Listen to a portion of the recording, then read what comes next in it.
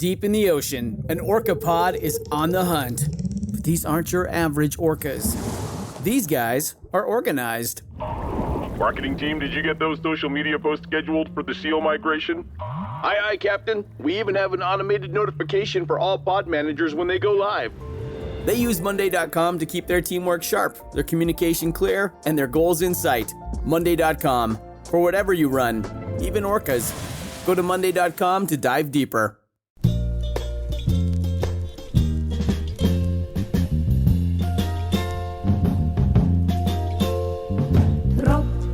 Regen auf mein Kopf. Hinter via Deckelbus ist die kleine Fahrt im Top. Geht mir kein Sach nicht, die Welcome to Kill Me Now with Judy Gold. I'm your host, Judy Gold, and this week we have part 2 of my interview with Taran Killam, who is the greatest guy in the world. I mean, what a mensch. I had so much fun speaking with him and talking to him and interviewing him while he was in his car. It was just great. He has the best beard, by the way. He has a really good beard. And I just had so much fun with him. So I hope you have fun listening. Really and what a great actor. And I love when I meet nice people in this business. I just love it. And I'm going to hang out with him when I go to LA. So yeah, I have some famous friends. But I hope you do enjoy. Just wanted everyone to know I'm free of COVID. I am COVID-free, negative, and my gig that was supposed to be June 2nd at the Wall Street Theater with Jessica Kirson has been moved to October 6th at the Wall Street Theater, and that is in Norwalk, Connecticut. My gig at the Greenwich Odeon Theater in Rhode Island is rescheduled for November 5th.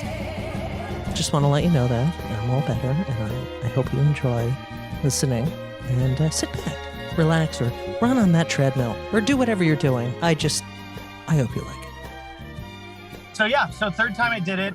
Then you get called back again, not to audition, but to meet with Lauren to do the sort of crazy. So he's there for the first audition too, right? He's there for everything. Lauren, yeah. Jew. Lauren, okay, Lauren. So it's just you and Lauren in his office. Yes. Are you freaking out? Are you fucking like? First of all, you get this call a year later. Are you like, oh my God? Like it was out of the blue, right? The out of the blue was like, whoa, okay, good thing. Time to go into professional mode. Like that was the thing. It's like first time was like joyful exuberance. Right. Like, oh my God. Nerves, oh God. Right. The third time was like eye of the tiger focus, do the shit and go home and have no regrets. And so by the time the crazy check, like there's definitely like, I want to soak it all in. They bring you up to the 17th floor. You meet with the talent department. You meet with Tom Broker, who's the head of the wardrobe department. Everybody's just trying to vibe you out. And I knew that. And so everyone meets with you beforehand. Everybody kind of smells you. You know what I mean? Like dogs in a dog park. They'll come around and sniff at you. Yeah. And because Nassim had been on for a year, because Jillian had been hired as a writer, and I kind of had friends going through it, I knew what was happening. So I knew like my only job here is to just be authentic. To just be, not try to tell more jokes and be funnier, not try to just have a conversation, be a human being that they might want to work with for 22 weeks out of the year. Right. So I go in, and you're waiting because you see other people there they're considering. And then my time comes to go in with Lauren. Isn't that the worst? Wait, when you're watching like your competition, you're like, oh, sure. Fuck. Yeah, it's so horrible. All right, sorry, go ahead. It's a tricky thing. No, yeah, it is. It's part of it.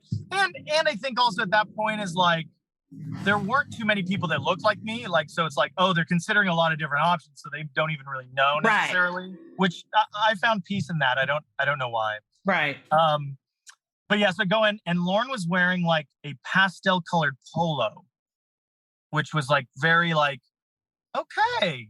And he was texting on his phone. Uh-huh. And he's like, sorry, I'm just texting with my son. And I think I said, yeah, I hear that's the best way to communicate with kids these days. And he kind of chuckled at that. Oh, that's good.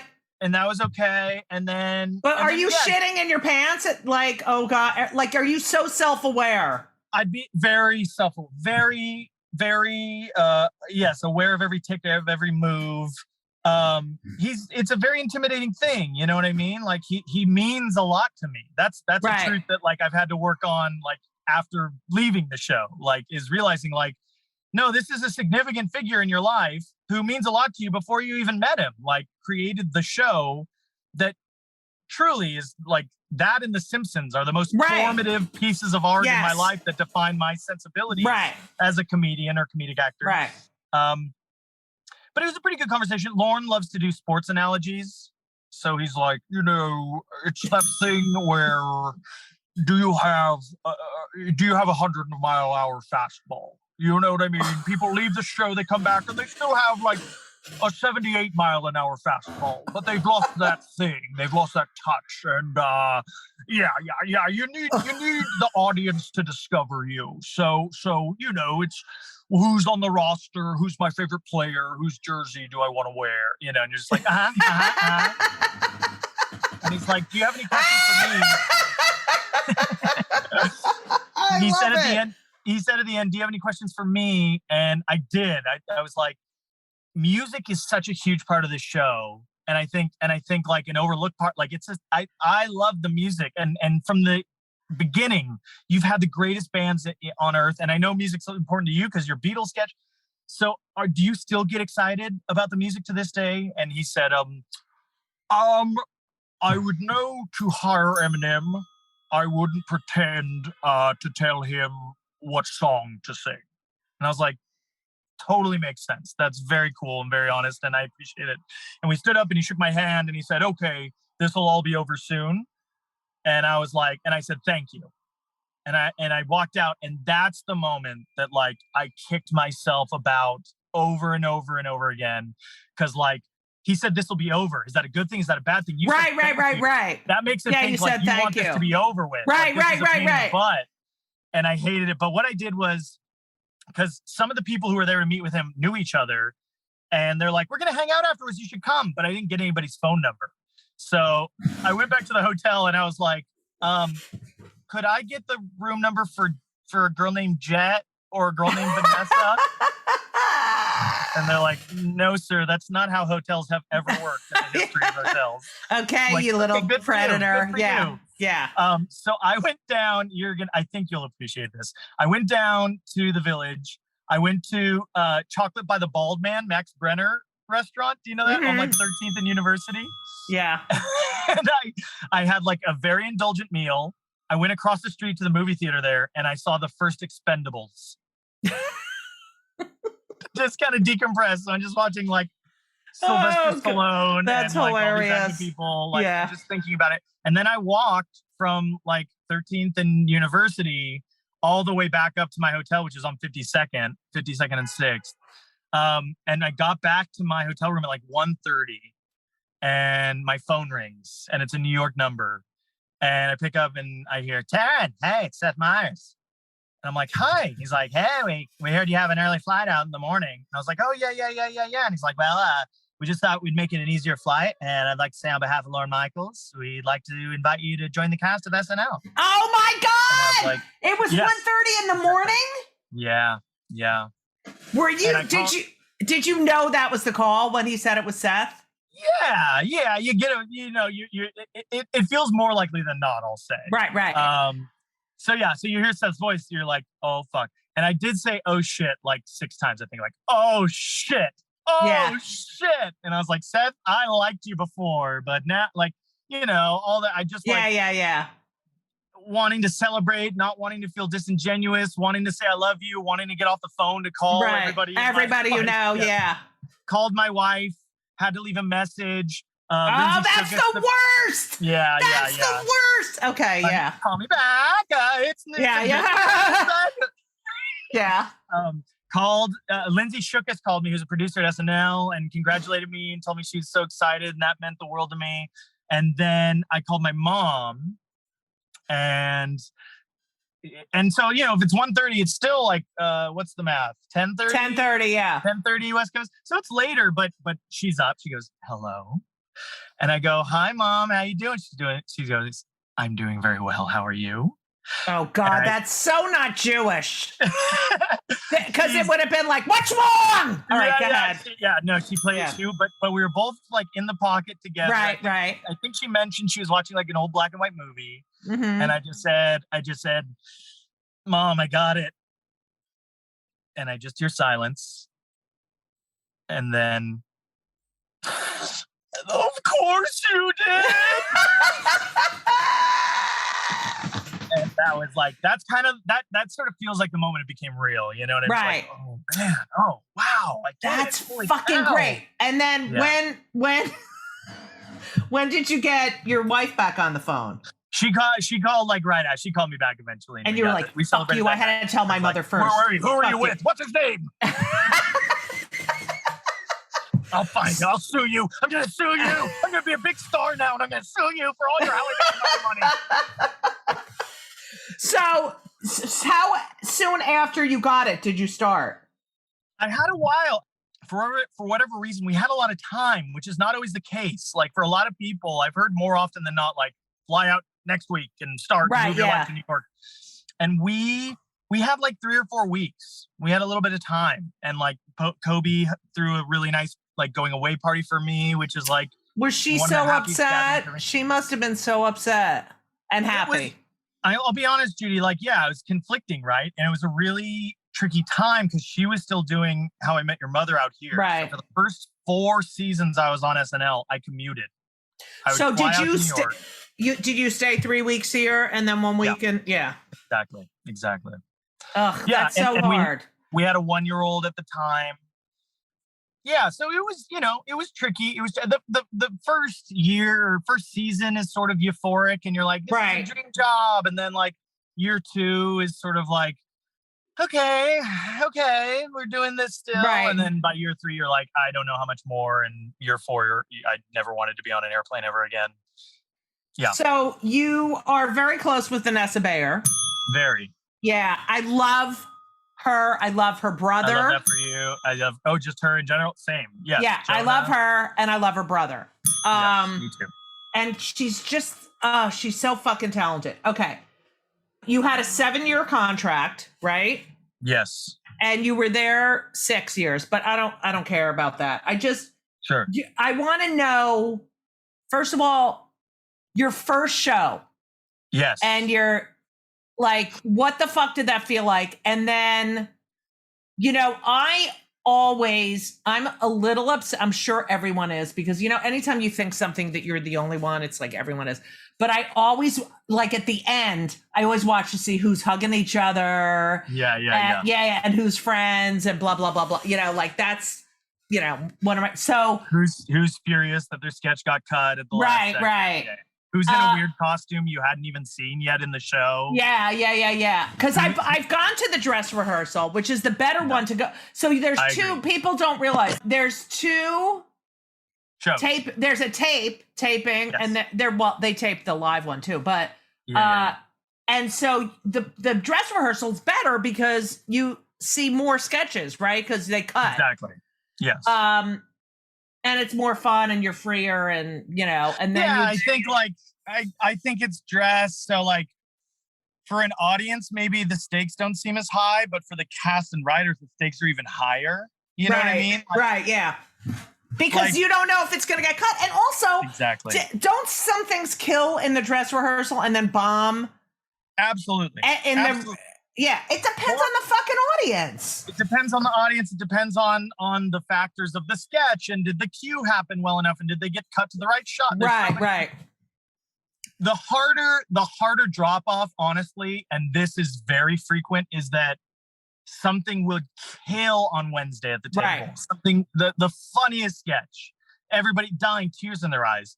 And that was almost like a kiss of death because that was normally the sketch that maybe it just couldn't meet the expectations, or more likely that, more often than not, like just wouldn't connect with an audience. Right. Like when you have an audience of like, we know better, smart, cynical comedy writers, they find different things funny than someone who's like, I want to absolutely sketch an iconic thing in SNL, and I want to see an impression of the president, Yeah.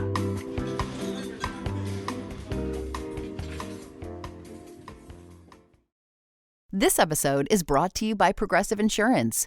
Do you ever find yourself playing the budgeting game? Well, with a Name Your Price tool from Progressive, you can find options that fit your budget and potentially lower your bills. Try it at Progressive.com. Progressive Casualty Insurance Company and Affiliates. Price and coverage match limited by state law. Not available in all states. So your first show. My first show. Were you in any sketches? No. I was in one live sketch, and I had a small moment in the Lonely Island pre-tape that week. But I was okay with that. I was like, that was the gift of Mad TV, because Mad TV kind of taught me like it's a marathon, not a sprint kind of thing. And like, be grateful to even be invited to the party kind of thing. Right, That's how I felt. You're writing all week too, right? Oh, all the actors write.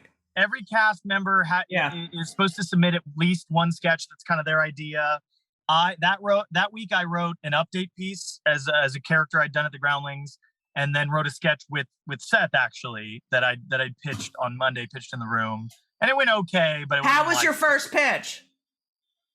Pretty good, because it was very earnest. I never was great at that. Like, I really struggled to kind of find my game. People like Fred Armisen were so good at finding their game, which was like, I'm going to say something so irreverent and maybe even teetering on offensive, but in a way where I blame somebody else. Right.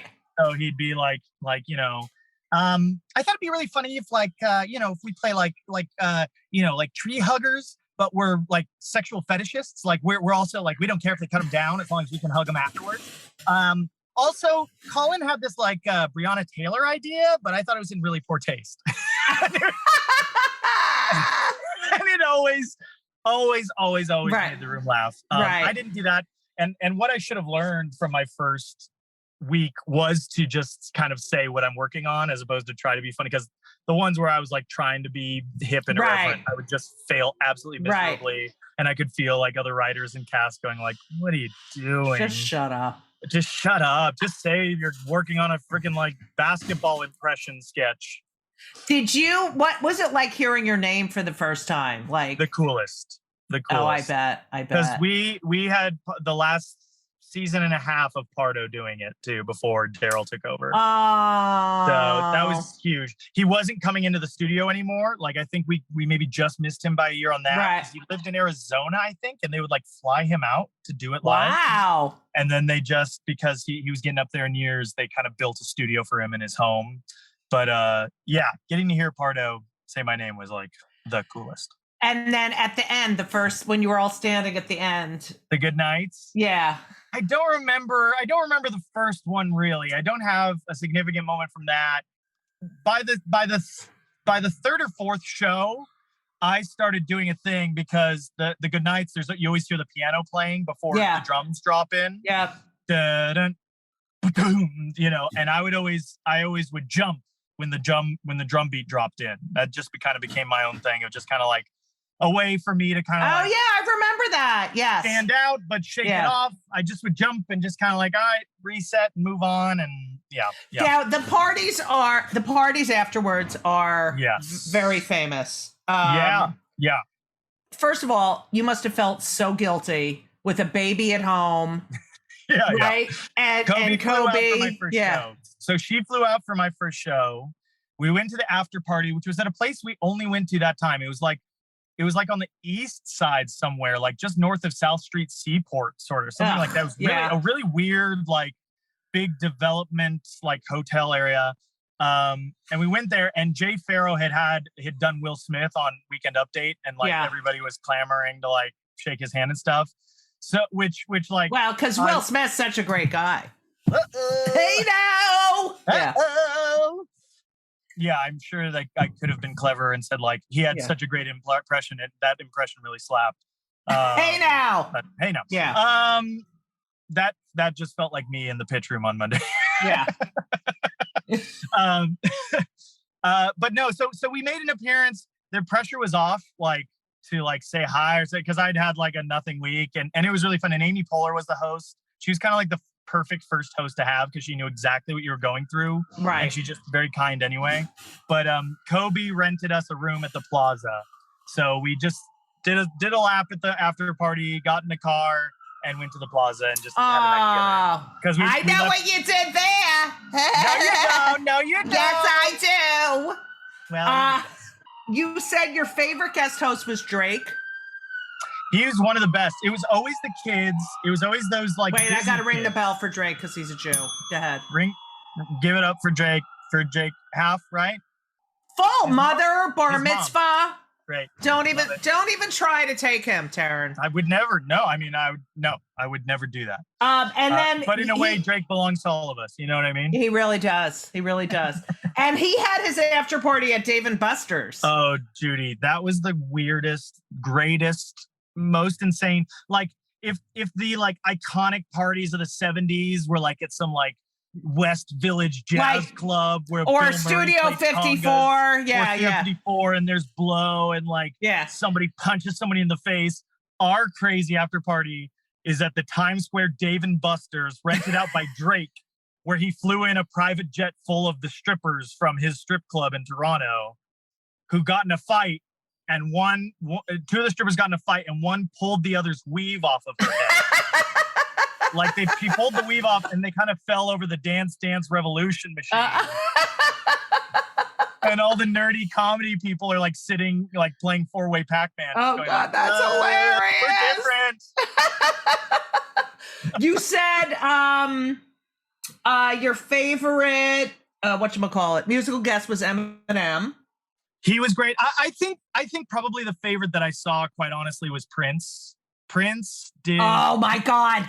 Can you fucking believe you saw Prince live? No. Like and the way 15 we saw him feet too. away? Yeah. Yes, exactly. He did, instead of like 2 musical numbers, he just consolidated them into 1 7-minute like medley. Yeah. And it was insane. And he just shredded on the guitar. He's just a full rock star. It was amazing. Eminem was great because, like I said, so like talented. "Lose Yourself" was like my pump up song, and I got to like shake his hand, and he was very nice to me. So that was very cool interaction.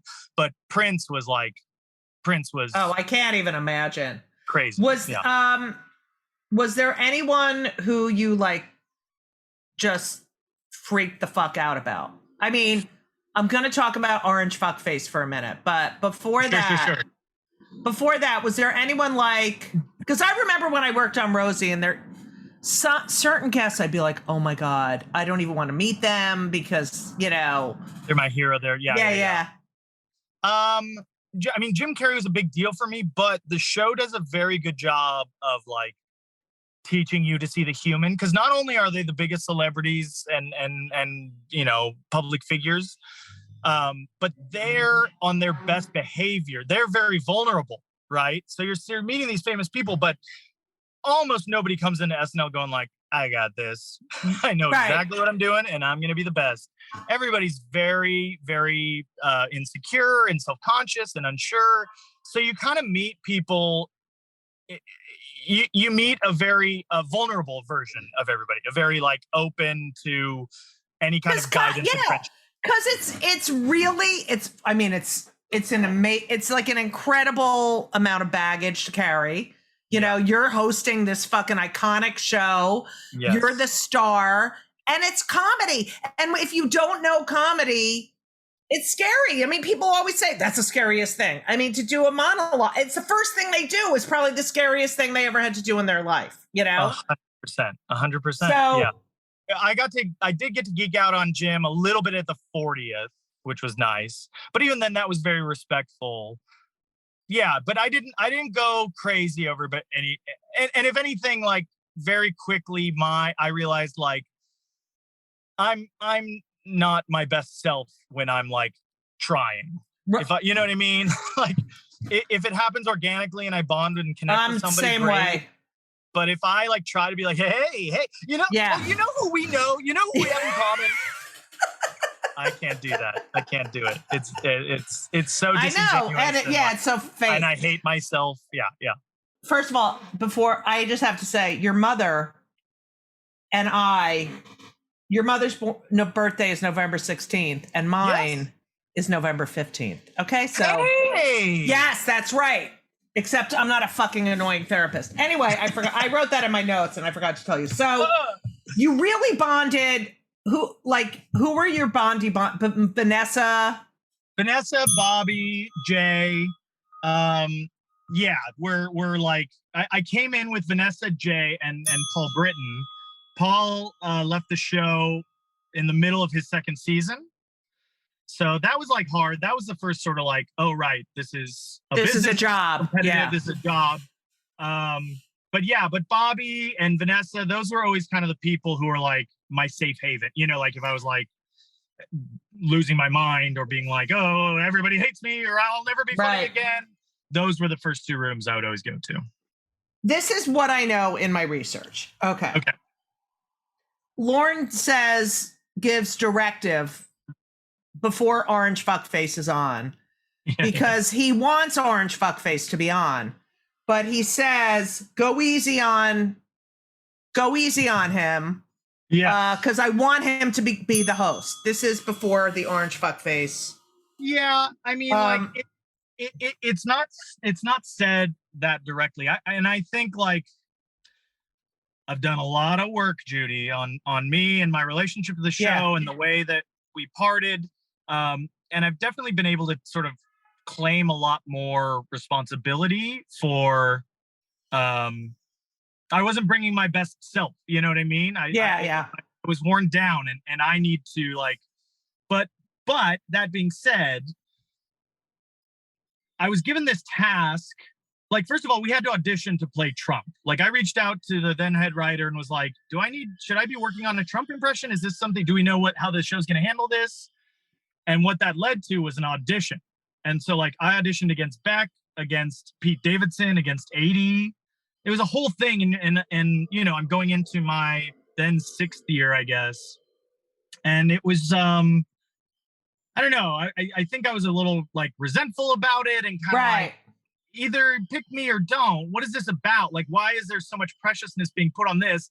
When, honestly, and this is where I need to claim a lot of responsibility, I hated that this person was getting any attention. I agree. I totally agree with you. I absolutely had a negative point of view. I could not find the joy in it. Right. I found it terrifying. I found it disheartening. I found it, quite honestly, depressing.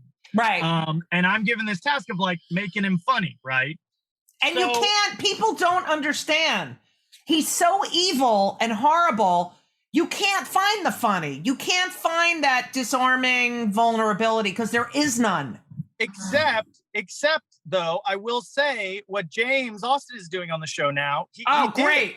Yeah, he did it. He did. And I couldn't do that. And I'm saying because of your feelings about him, there was no way you were going to be able. Exactly. Yeah.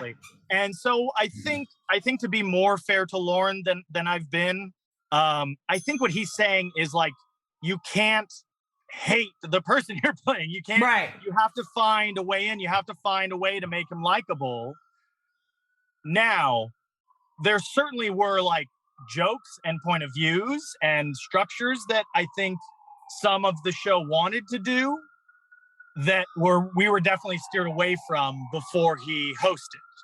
And I think that some of these same avenues and point of views on him became available to the show once Alec took over and once the public opinion was, you know, more of the public opinion was this guy is we already knew because and like the sort of public relationship between Orange F-Face, as you call him, and SNL became a negative one, right? Where he started attacking the show. He wanted the show investigated. I have it in my book. I can't fucking believe, you're going to investigate a satirical show? What the fuck is wrong? Oh, I can't. Yeah. So I did it 2.5 times on the show. I did 2 cold opens as him, and then was in the monologue when he hosted as him, but with Daryl there. And then at that time, the Republican field was so huge. There was so many. It was like 10 people. They were like, we think we're going to either have Daryl do Trump and have you do Ted Cruz. We think Ted Cruz could be a viable thing. And I'm like, I point blank said, like, please don't please let me do it, just because like at that point I was not getting feedback that it was bad. I was just like, and we'd only done it twice, and people were like, all right, pretty good. Yep. But certainly was not doing a version or portraying a point of view that I was behind, or that it was sort of like, oh, aren't I eccentric? And that's not what was at the core of what was happening to me. So then it just kind of happened organically where Daryl took over, and that I was cool with because one, Daryl's Trump is hilarious. Yeah, it's amazing. Yeah. His like Domino's commercial that he did years before was so good. But it was pretty unceremonious. It did feel like a little like it felt like a fail, but also like a punishment that I didn't necessarily deserve. Felt like I deserved, Right. But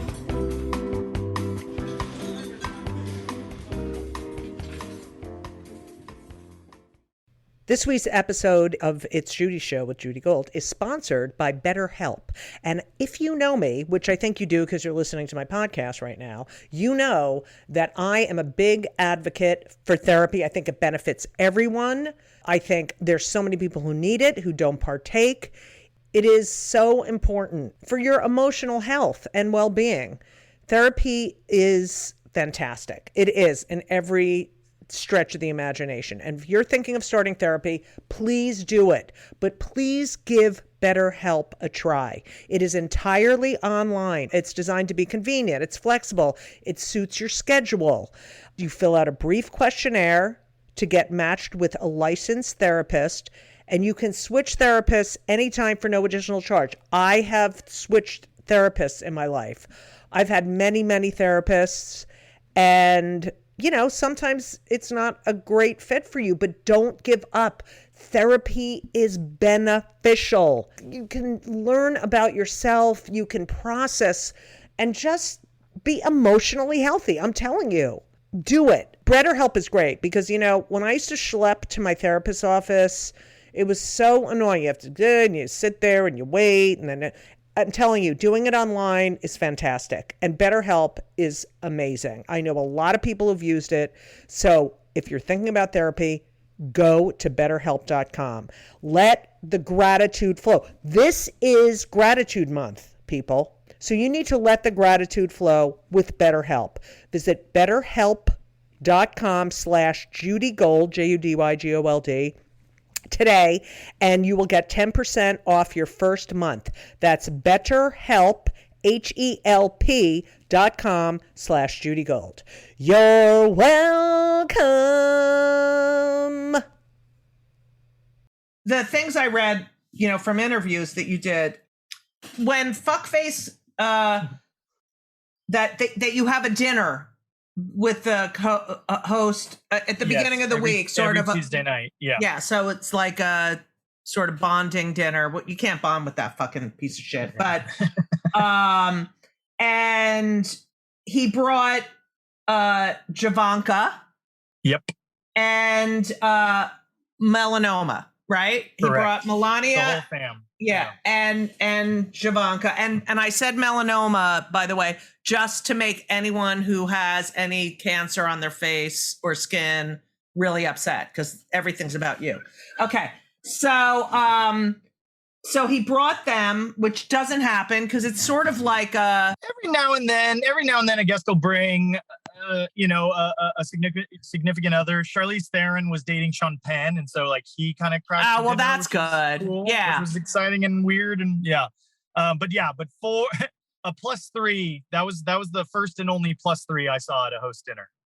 And you said that he mentioned that he doesn't really want to win because he just bought this property in Scotland and he's not going to be able to go to it if he becomes president. True story. Yes. And it's so interesting because he was such a good president, even though he didn't get to go to Scotland. He was so good and he worked so hard. He never got. That was the quote. Lord, look, if I don't win this thing, I'm going to be fine. We just bought this beautiful property in Scotland. If I have to be president, I'm never going to see that thing. I hate him so. I hate him. He has fucking destroyed Those fucking Supreme Court. I can't. Okay, we can't get into that. I know. Kill me now. Kill me now. That's right. So at the table read, you were here. There were protesters outside. You said you heard could hear like thousands of people gathered because this is after he'd made the statements about Mexico and them sending rapists over and and people were saying, chanting shame on you, NBC, and you shouldn't have this happen. And like, it was truly like a full circus just because he struggled reading. He took a call. He can't read. He took a call at the beginning of the second half of the read. He took like a 2-minute phone call and he went, that's very good. Okay, great. Yes. Okay, do that. No, absolutely. Is that right? You don't say. Okay. And there's 60 very talented people waiting. You just go, okay. What now? You don't say. Then what did you say? No, okay. And he hung up and he just said, I just found out my new book is #1. And you're like, oh, shut the fuck up, you fucking piece of shit. How in person? I met him in person. He's so heinous looking. I can't even. And he has no sense of humor. You have to or self-awareness. You can't. No. Where was the party? Did they have an after party for that one? Or did you just all go, get me the fuck out of here right now? God, Judy, that's such a good question. I don't remember. Remember the after party. You say that after Seth Meyers left, everything changed on the show. I think that was my bitter feeling. I think my safety on the show felt challenged. I think just I found that was sort of a shift that for myself of just my own self-confidence, my enjoyment on the show. Yeah. But it's fun. Yeah, you love Seth. I love Seth, and I sort of, he's the one that called and gave me the job, and I look to him as sort of this, kind of older brother figure, mentor figure, kind of like, and so I think, quite honestly, like, I didn't feel prepared or worthy enough to be like who's going to step up, and there was plenty of talented, deserving, worthy people. But I think for that on top of a million other reasons, I just was kind of like ready to. But look at you're like such a good act. Like you're so good. You're very nice. No, Judy. I know, but you are. You're just. I'm telling you, you're getting an Academy Award at some point before you drop dead. And you can call up your mother, and she'll be like, "Hello." Of course you did. Of course Mom, why did you watch the show? Do you still watch SNL? Yes, I do. And you know what? What was really healing was kind of like watching the SNL at homes, because you heard about the pandemic, right? Yeah. What? Okay. Wait, what happened? Did anyone die? Oh, it sucked. Oh, almost 1 million people. Yeah. It's what? Awful. No, I think it's over 1 million now. It's over 1 million now. I think Orange Fuckface did such a good job. No, but there was something, there was an element of those SNL at homes that I really fell in love with, which was just kind of like putting on a show. You know what I mean? Like it was like Groundlings, Second City. It was raw. Whatever cardboard boxes and bathrobes I have, and I'm just doing, and there was a pureness to it that I really loved and enjoyed. And and so now I check in every week for sure. You are, of course, married to Kobe, who my son's in love with, and you have 2 beautiful children. So you have everything. You could ever, and you're back in LA, you're working, you're doing a movie. I mean, come on. We're doing okay. And Shaylin Cato Killam. Yes. And Juanita May Killam. I know. So here's they're what I'm so cute. Here's what I'm going to reveal to you, Judy. It's a half reveal. We have no idea where the Janita name came from. That is not our younger child's name. No way! We absolutely love that it's publicly Janita, that we refuse to correct it. Oh my God, you have to call her Janita. I really love Rams football, whose house, Rams house. And they did the loveliest, kindest thing where like I got to do kind of like I got to give award. I got to award a former veteran turned nurse Super Bowl tickets on the field during the game. Wow. It was such a cool thing. And they very generously gave me these goodie bags, and they were so thoughtful. They went online same way you did. One was for Juanita. One was for Janita. And Janita, Juanita. I don't know what I'm saying. I know, but that's the thing is like Janita isn't even like a name I've ever heard before. Well, it doesn't fit with Shaylin. I mean, come on. I was like, what happened? Shaylin and Janita? It is the best. It is the best. I love it. So, all right. I could talk to you. You are the greatest. I could talk to you forever. As are you. No, Same. you are. I agree. Let's get a meal when I'm Oh, back in New York. please. I was just when you come here, I was just in LA doing the Netflix is a Joke Festival. Anyway, I always ask two questions. Great. One, what do you do for your mental health? We're very pro mental health. I either swim or like float in my pool or play video games and just kind of zone out. I really love playing Fortnite because I can play with three other of my friends, and we can with the headset on, with the headset, and go like, "How are you? God. What's your week? What's stressing you out?" And we kind of talk through our shit. Oh, that's good. Or, and this is the one I think you'll really love. There's a very silly game called Farm Together, where it's just you farming in an endless field, and you grow vegetables and fruits. Oh, I would do that. It's really just very meditative and very peaceful and very, that sounds good for me. Farm Together. Yeah. Okay. Farm Together. Okay. Here's my last question. So, and I ask everyone, the podcast is called Kill Me Now because I get annoyed at everything. Yes. So what pisses you off more than anything? It could be anything, but what like makes you so fucking angry?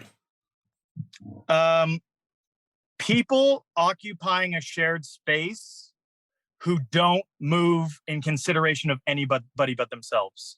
Oh, I fucking hate that. That includes line cutters. That includes people cutting you off in a car, people slowing down to look at something, or stopping and just checking their bag in the middle of a sidewalk. Or it's just like, just take a moment and go like, if I need to do something, do it. But how can you remove yourself? You know, there's so many times I'm in the car and someone does that shit and I'm like, my day is being affected by your fucking selfishness. This is the thing. You fucking piece of shit. This is exactly and pull over. Pull the fuck over. Pull the fuck over. Just stop. Do what you need to do. And even if it's an emergency, I'm worried for you. But you are already at a loss. You're already like in the red to me because you didn't have the consideration for anybody that might be behind you, that might be coming in front of you. Oh, it's so annoying. And it's now, do you have any road rage during those situations? For sure. And two daughters are very, very good therapy for that. Right. I have sons. So I taught them. This is what I taught them. Anytime someone would like in a tiny car, blah, blah, blah, or being an asshole, I'm like, that guy has a really small penis. And that's what I taught them. And so now and even when they were kids, they're like, he has a small penis. And because it's so fucking like, why are you such a fucking, we're all trying to get somewhere, you fucking, I hate you. Yeah. Oh my God. I love that you're a girl daddy. Yeah, I do too. Yeah, you're so cute. You're so cute and you're so talented. And are you going to do any more American whatever? Oh, shut up. Laura's writing. You got to stop. Yeah. Oh, Doesn't he use people again and again? Except for me, never. Except I've never been on. I just sold a show to Freevee, which is like Amazon's ad-supported streamer. So I think an announcement's coming out like literally within weeks, and that's exciting. And then I'm going to shoot the River Wild remake, which will be on Netflix end of the year, beginning of next year, something like that. And you have a tall lesbian woman in your new show, right? Right. And there's a tall lesbian, my best friend. We do lunch. We scream at inconsiderate people. Oh my God! It's how every episode starts and ends. Me and my God! I gotta find. You gotta find someone. People. Yeah, that's great. I'm in. We're doing a nationwide search, so if you know anybody. All right. I'll call my agent.